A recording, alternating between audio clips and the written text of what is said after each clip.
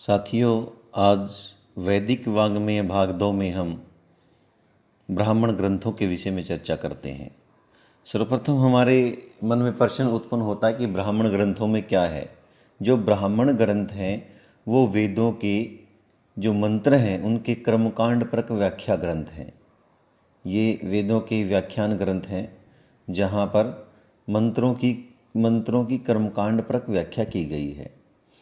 मंत्र ब्राह्मणयोर वेद नामधेयम, आप देखें आप स्तंभ स्रोत सूत्र में कहा गया है मंत्र ब्राह्मणयोर वेद नामधेयम। मंत्र ब्राह्मणयोर वेद नामधेयम कि मंत्र और ब्राह्मणों को ही वेद कहा जाता है, ऐसा आप स्तंभ स्रोत सूत्र में यज्ञ की परिभाषा में कहा गया है। ब्राह्मणम नाम कर्मणः तन मंत्राणाम व्याख्यान ग्रंथः। भट्ट भास्कर ने अपने ग्रंथ तैत्तिरीय संहिता में ब्राह्मणों को मंत्रों की कर्मकांडपरक व्याख्यान ग्रंथ बताया है।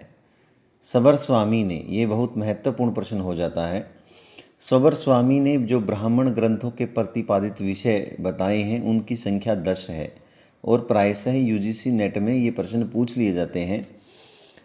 जो 10 प्रकार की जो विधियां बताई गई हैं, जो 10 प्रकार के प्रतिपादित विषय बताए गए हैं सबर स्वामी जी के द्वारा, उनके विषय में पूछ लिया था कि पूर्व प्रक्रिया क्या होती है, पुराकल्प क्या होता है, संशय क्या होता है, विधि क्या होता है। तो हम ध्यान से इनको देखेंगे।